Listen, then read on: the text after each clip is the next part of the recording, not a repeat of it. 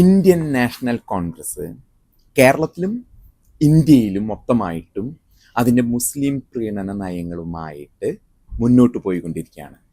ഈ അവസരത്തിൽ ഹിന്ദു ക്രിസ്തവ വോട്ടുകൾ ഭിന്നിപ്പിക്കുകയും അവരെ പറ്റിക്കുകയും ചെയ്യുന്നതിന് വേണ്ടി പലതരത്തിലുള്ള പ്രസ്താവനകളാണ് ഇവരുടെ നേതാക്കന്മാരിൽ നിന്നും വന്നുകൊണ്ടിരിക്കുന്നത്.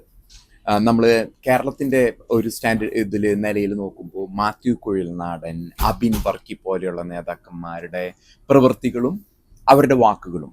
ആദ്യമായിട്ട് കുഴൽനാടൻ കത്തോലിക്ക സഭയിലെ എല്ലാ പ്രമുഖരെയും ഉപദേശിക്കാൻ തലത്തിലേക്ക് വളർന്നു. അദ്ദേഹം എന്തോ വലിയൊരു സംഭവമാണെന്ന് പറയുന്നത്. അദ്ദേഹത്തിൻ്റെ ആവശ്യം എന്ന് പറയുന്നത് ക്രൈസ്തവ മേലധ്യക്ഷന്മാർ പോയിട്ട് കത്തോലിക്ക സഭയിൽ വന്നിരിക്കുന്ന ആ ഒരു വിഘടനമല്ല, ഒന്നിച്ച് മാറിയിരിക്കുന്ന സാഹചര്യം, അതിന് ആഹ്വാനം കൊടുത്തത് മിസ്റ്റർ കുഴൽനാടൻ മാർ റാഫേൽ തട്ടിൽ പിതാവാണ്. തൻ്റെ പാർട്ടിക്കോ ഇടതുപക്ഷത്തെയോ ഇനി വിശ്വസിക്കണ്ട എന്ന് പറഞ്ഞിരിക്കുന്നത്. അതിനും മേലെയാണോ തൻ്റെ ആഹ്വാനം? ആ ഒരു ആഹ്വാനം റാഫേൽ തട്ടിലിനെ നോക്കണ്ട, അതിനും മേലെ ഞാൻ മാത്യു കുഴൽനാടൻ ഞാനുണ്ട് എന്നാണോ? ഞാൻ മാത്യു കുഴൽനാടനാണ് എന്നാണോ തൻ്റെ ഒരു ആഹ്വാനം? താങ്കളൊന്ന് നോക്കണം. അപ്പുറത്ത് താങ്കൾ അലക്കി വെളുപ്പിക്കാൻ പോകുന്നത് പറയുന്ന ഭാഷ എന്താണെന്ന് താങ്കൾ കേട്ടിട്ടുണ്ടോ? യൂട്യൂബ് തുറന്നു വെച്ച് നോക്ക്. കാഫിറുകളെ, ഹിന്ദുക്കളെ, ക്രിസ്ത്യാനികളെ ഈ അറബിക്കടലിൽ മുക്കിക്കൊല്ലും എന്നാണ് അവിടെ നിന്നുള്ള ആഹ്വാനം. അതിനെക്കുറിച്ച് താങ്കളുടെ വായ തുറക്കാൻ പറ്റില്ലേ? ഇനിയും ഇലക്ഷൻ വരും. മൂവാറ്റുപുഴയിലും മറ്റു സ്ഥലങ്ങളിലും അങ്ങ് മധ്യ തിരുവിതാംകൂറിലും ഇലക്ഷനുകൾ വരും. പണ്ട് ഈ ക്രൈസ്തവ കൂട്ടുകെട്ട് തൃശ്ശൂരും ഇപ്പുറത്ത് വെച്ചൊക്കെ തടഞ്ഞു വെച്ച, ടിപ്പു സുൽത്താനൊക്കെ തടഞ്ഞു വെച്ച പാരമ്പര്യമുണ്ട് മിസ്റ്റർ കുഴൽനാടൻ. അതിനൊക്കെ ഇനിയും താങ്കൾ ഇന്ന് തെരഞ്ഞെടുപ്പ് രീതിയിലാണെങ്കിൽ താങ്കൾ വോട്ടും ചോദിച്ചു വരുമ്പോ ചിലപ്പോ വോട്ടല്ല, ചിലപ്പോൾ വീടുകളിലേക്ക് കടത്തുക പോലും ഇല്ല. മനസ്സിലാക്കണം. താങ്കൾ വെളുപ്പിക്കാൻ നോക്കുന്നത് എന്തിനാണെന്ന്. താങ്കൾക്ക് വെളുപ്പിക്കാനുള്ള അവകാശം ഉണ്ടായിരുന്നു. കാരണം അവകാശം എപ്പോൾ ലഭിക്കുമെന്ന് വെച്ചാൽ താങ്കൾക്ക് ആ ഒരു വാക്കിൽ പറ്റണം. കാരണം കേരളം ഒരു ഉദാഹരണമാണ്. ചെറുത്തുനിൽപ്പിന്റെ ശക്തി താങ്കൾ കാണാനിരിക്കുന്നതേ ഉള്ളൂ. കാരണം ലോകം ആഗോളതലത്തില് കത്തോലിക്ക സഭയെ എപ്പോഴൊക്കെ ഇവർ മതേതരത്വം, സ്നേഹം പറഞ്ഞു വന്ന് ഇസ്ലാം പല മേഖലകളിലും കത്തോലിക്ക സഭയെ വിഴുങ്ങിയിട്ടുണ്ട്. തന്നെയുമല്ല മറ്റു മതങ്ങളെയും അതേ അവസരത്തിൽ തന്നെ സ്നേഹവും മതേതരത്വവും മറ്റു വാഗ്ദാനങ്ങളുമായി വന്ന് ആ ഒരു പ്രദേശത്തെ മൊത്തം വിഴുങ്ങി അവരെ അടിമകളാക്കുകയും കാഫിറുകളാക്കുകയും ലോകം കുറെ കണ്ടതാണ്. അത് കേരളത്തിൽ സംഭവിക്കാതിരിക്കുന്നതിന് വേണ്ടിയാണ് മാർ റാഫേൽ തട്ടിൽ പിതാവ് പറഞ്ഞത് ഹൈന്ദവരും ക്രൈസ്തവരും ഒന്നിക്കണം, ഒപ്പം തന്നെ കോൺഗ്രസിനും തൻ്റെ പാർട്ടിക്കും ഇടതുപക്ഷത്തിനും ഇനി വോട്ട് ചെയ്യേണ്ടെന്ന് പറഞ്ഞത്. പിതാക്കന്മാരെല്ലാവരും അതിന് ശക്തമായിട്ട് ഒന്നിച്ച് വന്നു കഴിഞ്ഞു. ഇനിയും താങ്കൾ ആ പ്രീണിപ്പിച്ച് സുഖിപ്പിച്ച് കൊണ്ടുപോകുന്ന ആ താങ്കളുടെ നയം നടക്കാൻ പോണില്ല. ക്രൈസ്തവ സഭയിലെ കത്തോലിക്കരെല്ലാം അവരുടെ അണികളോട് അല്ലെങ്കിൽ അവരുടെ കുഞ്ഞാടുകളോട് എപ്പോൾ പറയണമെന്ന് പിതാക്കന്മാർ തീരുമാനിക്കും. താങ്കൾ ആ നിലയിലേക്ക് വളരുമേ പറയാം കുഴൽനാടാ. ഇപ്പൊ ഒരു ഇലക്ഷൻ എങ്ങനെയൊക്കെ സീറ്റ് വാങ്ങി മൂവാറ്റുപുഴ വന്ന് ജയിച്ചിട്ടേ ഉള്ളൂ. ഇനി അതല്ലെങ്കിൽ മലപ്പുറത്ത് പോയി ജയിക്കുമോ താങ്കള്? ഇനിയും ഇവിടെ തന്നെ സീറ്റ് തരുള്ളൂ. മലപ്പുറത്ത് പോയി ജയിക്കണമെങ്കിൽ മതം മാറി അങ്ങോട്ട് ചെല്ലണം. ഇനി അടുത്തതായിട്ട് മെക് 7 അബിൻ വർക്കി വലിയ വ്യായാമം ചെയ്യുന്നുണ്ടായിരുന്നു.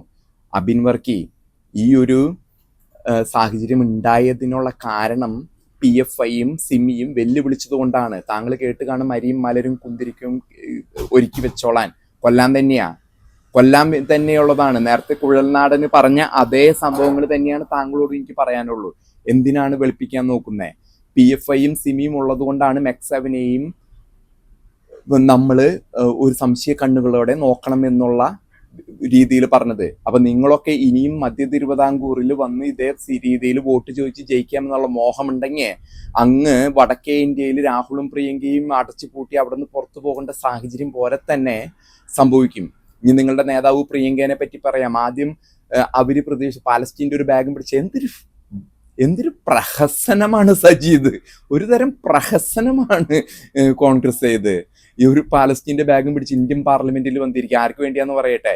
1200 ആള് ജൂതന്മാരെ കൊന്നു കഴിഞ്ഞപ്പോ ഇങ്ങോട്ട് തിരിച്ചടിച്ചു. അതിന്റെ ചരിത്രം ഇനി 48 തൊട്ട് പറയണോ, അതോ 1000 വർഷങ്ങൾക്ക് മുമ്പുള്ള മതവും മതത്തിന്റെ കാര്യങ്ങളും പറഞ്ഞു വേണോ അത് തുടങ്ങാനായിട്ട്? വേണ്ട, ഇപ്പൊ സംഭവിച്ചത് തൊട്ട് പറയാം. ഈ കഴിഞ്ഞ കൊല്ലം, ഒരു കൊല്ലത്തെ ചരിത്രം മാത്രം ഇപ്പൊ പറയാനുള്ള ടൈമുള്ളൂ. 1200 ആള് കൊന്നപ്പോ ഇങ്ങോട്ട് 46,000 കൊന്നു. ടണലുകൾ എന്റെ വീടിന്റെ അടിയിൽ ടണൽ പണിയാൻ ആർക്കും സമ്മതിക്കില്ല. ഞാൻ ടണൽ പണിത് എന്റെ വീട് പൊളിച്ചിട്ട് ആ ടണലിന്റെ ഉള്ളിൽ എത്തുമെന്ന് അറിയാം. അപ്പൊ ബോംബിട്ട് തന്നെ ആ ടണൽ ഇല്ലാണ്ടാക്കും, അങ്ങോട്ട് കയറി കൊല്ലും. അതാണ് പാലസ്തീനിൽ സംഭവിച്ചത്. ഈ പ്രിയങ്ക ഗാന്ധി ഒളിച്ചോടി വന്നതാണ്. 41% മുസ്ലിം വോട്ട് വയനാടി കണ്ടുവന്നതാണ്.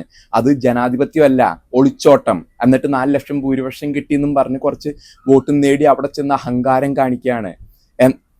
ഇനി മുസ്ലിം സഹോദരങ്ങളോട് ഞാൻ പറയാം, ഈ പറഞ്ഞ ഇവരുടെ കോൺഗ്രസ് പാർട്ടി നിങ്ങളെ തന്നെ കൊല്ലാൻ പോകുന്നത്.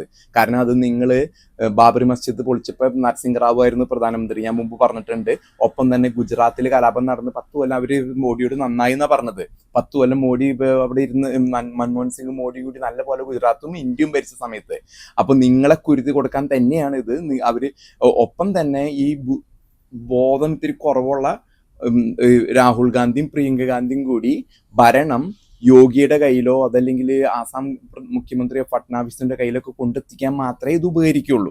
ഇനി കേരളത്തിലേക്ക് തിരിച്ചു വരാം. ഈ കുഴൽനാടനും ഈ പറഞ്ഞ അബിൻ വർക്കിക്കും വഖഫ് എന്ന് പറഞ്ഞ സ്ഥലത്ത് ചെല്ലാൻ ഇതേവരെ പറ്റിയില്ലേ?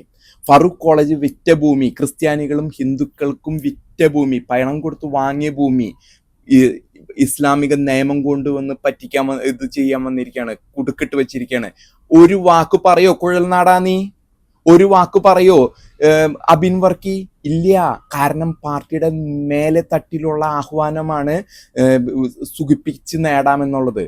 ആ കാലം കഴിഞ്ഞു. നിങ്ങൾ പഠിക്കാൻ പോണതേ ഉള്ളൂ. കോൺഗ്രസ് മുൻകാലങ്ങളിൽ ഒരു UK ടോണി ബ്ലെയർ വളരെ വർഷങ്ങൾക്ക് ശേഷം ലേബർ പാർട്ടി 10-20 വർഷങ്ങൾക്ക് ശേഷം അധികാരം പിടിച്ചൊരു ചരിത്രമുണ്ട്. പക്ഷേ ഇന്ത്യയിൽ കോൺഗ്രസ് വീണ്ടും വരുന്ന കാര്യം വളരെ സംശയാസ്പദമാണ്.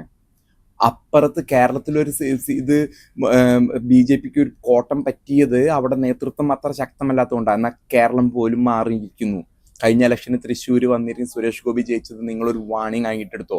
കാരണം തൃശ്ശൂർ വെച്ച് ബ്ലോക്ക് ഇട്ട് ഇപ്പുറത്ത് ഹിന്ദുക്കളും ക്രൈസ്തവരും ഒരുമിച്ച് മലപ്പുറം വടക്ക് പോലും മാറ്റങ്ങൾ ഉണ്ടാവുന്ന രീതിയിൽ സംഘടിച്ച് തീവ്രവാദത്തെയും നിങ്ങൾ പറയുന്ന ഈ കപട മതേതരത്വവും ശരീഅത്ത് നിയമവും വഖഫും എടുത്ത് അറബിക്കടലിൽ എറിയുന്ന കാലം വളരെ വിദൂരമല്ല. അബിൻ വർക്കിയും മാത്യു കുഴൽനാടനൊക്കെ അതെവിടെയെങ്കിലും എഴുതി വെച്ചോ. ഇനിയും അടുത്ത തെരഞ്ഞെടുപ്പുകളിലേക്കാണ് കേരളം പോയിക്കൊണ്ടിരിക്കുന്നത്. നിങ്ങളുടെ പ്രീണന നയം നടക്കാൻ പോണില്ല. മനസ്സിലായ? റാഫേൽ തട്ടിൽ പിതാവിനൊക്കെ നിങ്ങൾ ഉപദേശിക്കാറാവുമ്പോൾ പറയാൻ മാത്തിൽ കുഴൽനാടാ. മനസ്സിലായോ? ഇനിയും വോട്ട് ചോദിച്ച് മൂവാറ്റുപുഴയൊക്കെ വരുമല്ലോ, അപ്പൊ കാണാം, വീണ്ടും കാണാം കേട്ടോ. ഇതൊന്നും ജനങ്ങൾ മറക്കില്ല. അബിൻ വർക്കിയും മനസ്സിലാക്കിയിരുന്നു.